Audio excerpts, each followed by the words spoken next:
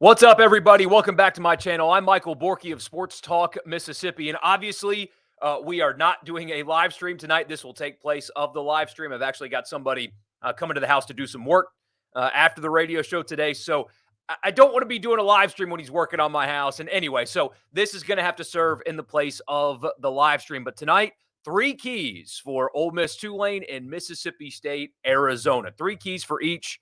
For Ole Miss to beat Tulane, for Mississippi State to beat Arizona. Both teams are favored by more than a touchdown in this game, last I looked. So it's a game that you should win, but here are the three things that stand out to me the most for why your team should win these games. Before we get into it, please like the video, subscribe to the channel if you have not already.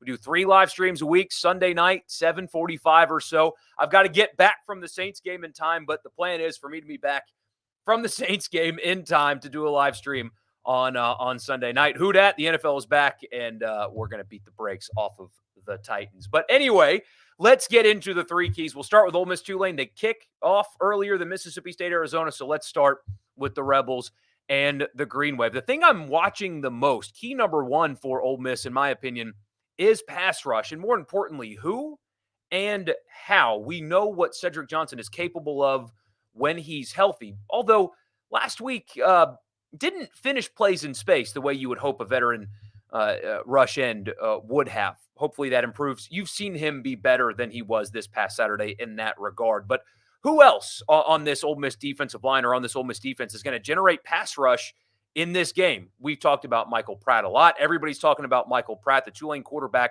high-quality college football player, really, really, really good quarterback. Probably banged up in this one. We'll see how healthy he actually is. But really good player. And you've got to try to rattle really good quarterbacks like that, even though he's a veteran. It's probably tough to rattle him.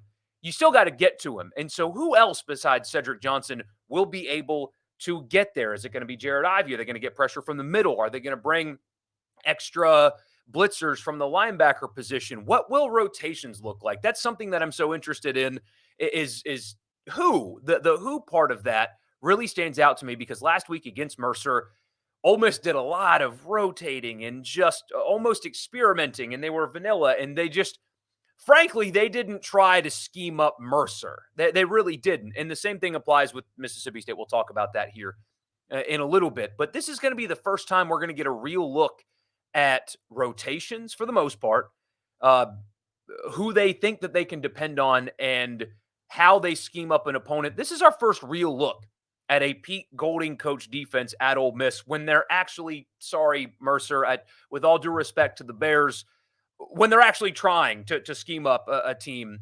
So who's that going to come from? What's that going to look like?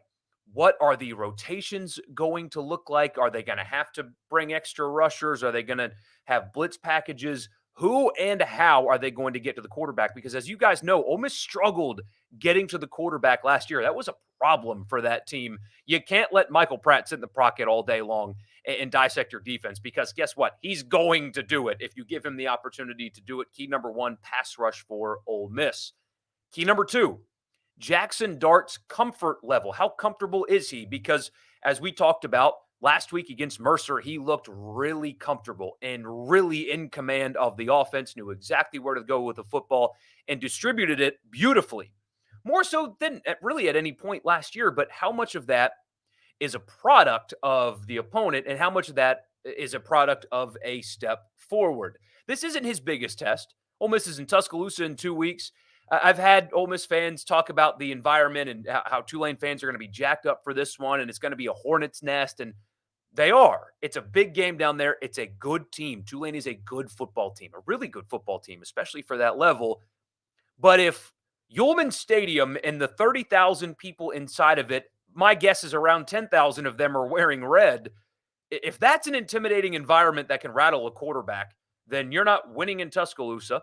You're not winning in Jordan-Hare. You're not winning in Athens, and you're not winning in Starkville either. So the environment should not rattle a guy like Jackson Dart, who's played in difficult environments already in his still pretty young career. But how comfortable is he with the increased pressure of an opponent that, can actually, beat you on the right day as opposed to Mercer, who couldn't?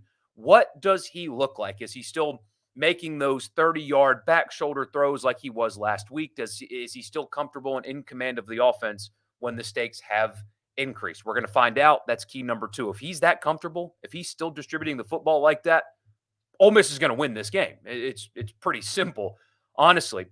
And number 3 key for Ole Miss and Tulane, wide receivers and tight end. No Caden Prescorn in this game, so it's Heath and I guess Michael Trigg as well. But this offense goes as the tight ends go. Are these two guys ready to be reliable? Heath is just young, looked good, looked a little bit bigger last week, but he's still young. And we know about Michael Trigg and the inconsistencies there, being in the doghouse and things like that. But this offense goes at its best when the tight ends are effective and capable. So aside from that, wide receivers.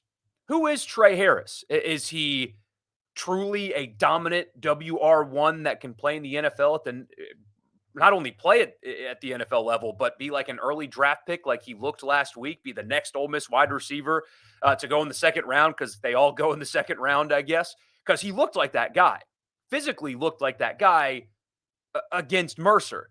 Can he be that dominant takeover wide receiver against better opponents? I'm watching him very closely. We know what Jordan Watkins can do already at this level because he did it a year ago.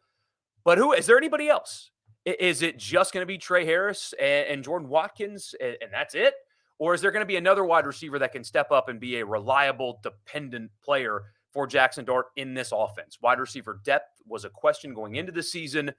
You liked what you saw from them against Mercer, but can that still be the case with the competition level increasing the way it has? So 3 keys for Ole Miss: get to Michael Pratt, continue to look comfortable Jackson Dart, and will the wide receivers be what they looked like they were last week? We will find out starting at 2:30 on Saturday. Flipping the page over, Mississippi State, Arizona. The Bulldogs a touchdown and a field goal favorite in this game. That line's moving a little bit, though, but still, it's going to be a really nice night in Starkville. The weather is going to be beautiful. If you're going to that game, congratulations. For the second game, early September in Mississippi, you've got stunning weather coming for Mississippi State, Arizona, and a good test for this Mississippi State team. It's a good Arizona team coming to your place, and if Mississippi State wins, especially if they win and they cover, that my Sunday take is going to be good quality win against a good team. I know there are some State fans that are kind of dismissing Arizona as an opponent. Not me. I'm not going to do that. This is a good team coming in here, and it would be a good win if Mississippi State is able to pull it off, especially covering that spread. So here's the 3 keys for me on how they do that. Number 1, containing Jaden Delora.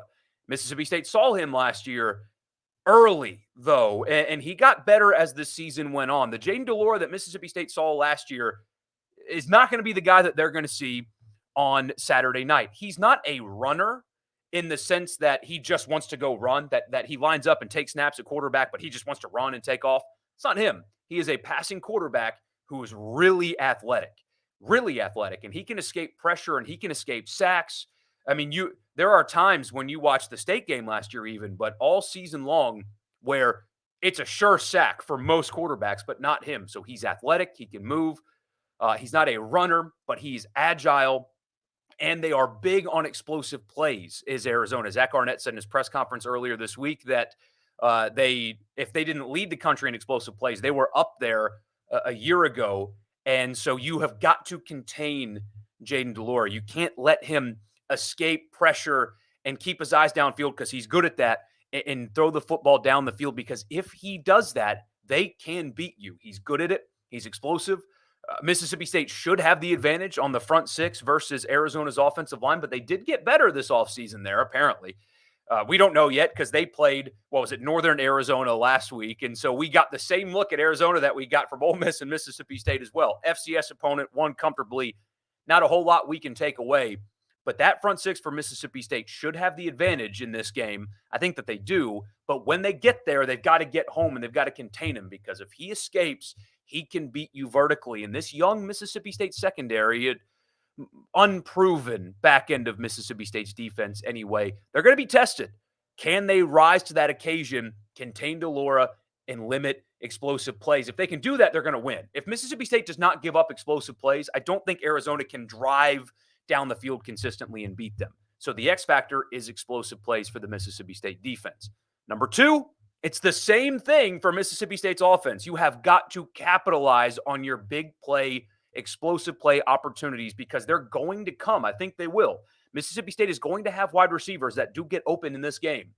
Can Will Rogers take advantage of that? And very similarly to what I say about Pete Golding and his defense, we have not yet seen the full complement of Kevin Barbay's offense yet. Not anything close to the full complement of Kevin Barbay's offense. There's only so much that we can take away from Southeastern Louisiana. We get to see them actually try this week, which I'm honestly kind of excited about seeing personally. I'm excited to see what this looks like and what real maximum effort from Barbay actually looks like. But Will Rogers has got to complete vertical passes. It was something that he struggled with a year ago at times and, missed a couple in the game against Southeastern Louisiana. Can he capitalize on those opportunities? Because they're going to be there. And breaking news, Mort 11, here's why I get paid the big bucks. Explosive plays are good, especially early at home against a good opponent. You can kind of demoralize them early. And again, that's why I get paid the big bucks. Because explosive plays are good. Analysis. Anyway, but yes, it is important. They're going to come. Can Will Rogers capitalize on that? That is a huge factor in this game. And number three, feed Mike Wright. That is feed Mike Wright. And I'm not doing the 2-quarterback system thing. I don't think that works. There's very little evidence of that working. Anything you've got that's positive is honestly, it's anecdotal, and that's all it is. They don't work. I'm not advocating for that. I don't think Mike Wright should take Will Rogers' job, but I do think Mike Wright is too dynamic of an athlete to keep him off the field. And again, it was Southeastern Louisiana.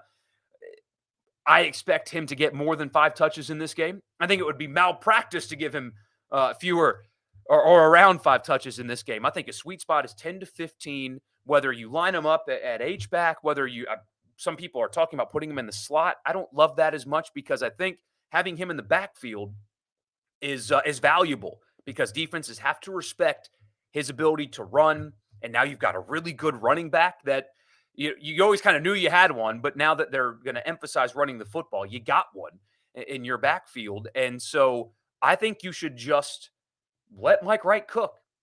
Again, he's not the best passer in the world. He's not the most effective thrower of the football.